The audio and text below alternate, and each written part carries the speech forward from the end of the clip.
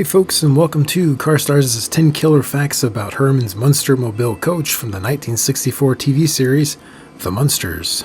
Fact number 1. There was only one custom Munster Mobile coach built for the show to portray the Munsters family hot rod coach, and it cost the studio $18,000 to commission, which is the equivalent to nearly $180,000 today. The Munster Mobile was built by George Barris and his group at Barris Customs and utilized combined parts from 3 different Model T Ford passenger cars, along with a lot of custom-made parts as well. And this was no small job either. Custom handmade parts such as the brass radiator and fenders take up a ton of time and effort to build. The intricate rolled metalwork details you see all around the car took over 500 man-hours alone. Although viewers wouldn't know it from watching this black and white TV show, the very fitting color choice for this impressive 18-foot-long set of custom wheels was a black pearl exterior with plenty of gold and chrome accents, along with an exquisite blood red velvet interior with a touch of golden drapes and tassels to finish off the look. Fact number 2. This extra shiny custom rod isn't just all show, however. The car is powered by a 289 Ford Cobra engine that was bored and stroked up to a 425, sending the over 400 horsepower to a 4-speed manual transmission. The racing-grade engine build features John's high-compression pistons, an Isky camshaft, 10 chrome Stromberg carburetors, and Bobby Bar racing headers. So, this hefty family car could certainly lay down some rubber to say the least, and is reportedly capable of speeds nearing the 150 miles per hour mark. Fact number 3.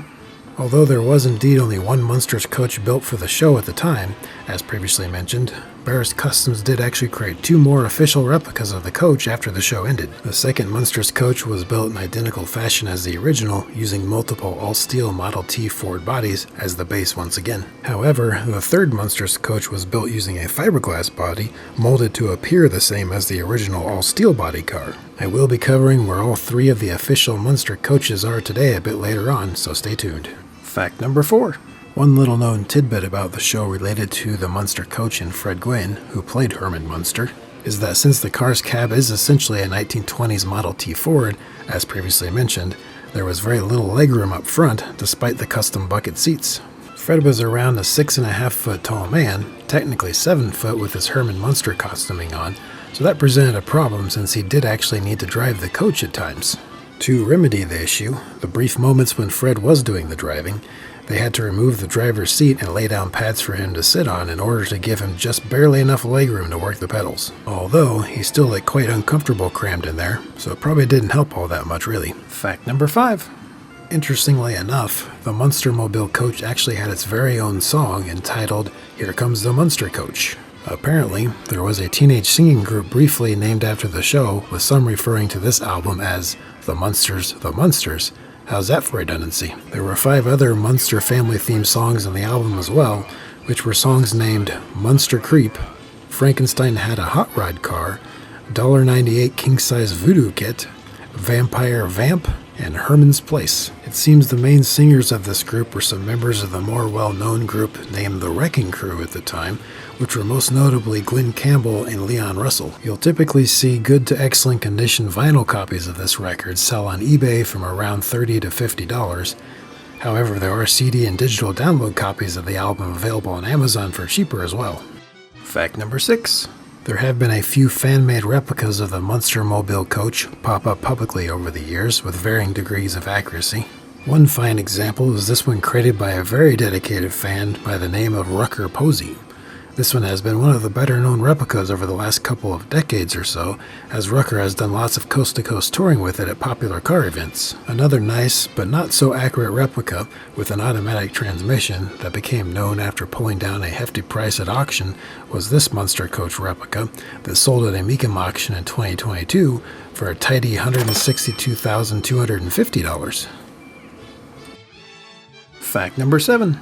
The number 3 official Barris Customs created Munster coach, the fiberglass-bodied one, unlike the original number 2 cars, is privately owned today instead of being in a museum. Some may see that as a negative thing, since anyone just can't go out and see it whenever they want to, But it's really not, as the owner of this immaculate, still running and well-maintained, mostly screen-accurate Munster Koach still gets shown to many people and has even shown up in high-profile TV shows. One such TV show feature of it was on My Classic Car TV, where the man with the mighty mustache, Dennis Cage, even got to drive this non-power steering beast around with the owner riding shotgun, and they had a blast. Fact number 8. The number 2 official Barris-created Munster Koach, which apparently had a rougher life than the others did, underwent a restoration commissioned in 2007 to a company named Advanced Restorations of Sacramento, California. The number 2 coach received a meticulous and thorough frame-off restoration, returning this Munstermobile coach back to its former fresh-built condition to continue to impress and amaze onlookers for years to come. The number 2 Munstermobile coach currently resides at the Valo Auto Museum in Valo, Illinois, if you want to go see this wild Barris creation in person. It should be noted that although not technically screen used, this is certainly the most screen-accurate, authentic Barris Customs created original Munster Koach left today. Fact number 9. As one would imagine, the original screen-used Munster Koach has traded hands a number of times since the show ended in 1966. The studio initially sold it off in the 1980s, and it was even abroad for a number of years. Fortunately, however, the car was always in caring hands and spent most of its days sitting in museums, such as the Cars of the Stars Motor Museum in Keswick, England, where it spent most of its former days, up until its closure in 2011. Although it has received a number of updating modifications over the years to keep it roadworthy for promotional tours and such, the original screen-used Munstermobile Koach still exists in unrestored condition and currently resides in the Miami Auto Museum in Miami, Florida. Fact number 10. There has been a slew of Diecast model releases of the Munstermobile Koach across several different brands over the many years of its existence. However, probably the highest quality and most detailed Diecast version of it that you'll find on the market today is this 1/18 scale model from the brand called Auto World. I will put the Amazon link in the description below if anyone is interested in checking out this impressive recreation. Well, there you have it, folks. Thanks for watching, and make sure to hit that subscribe button if you like what you saw here. You guys are all great. See you next time.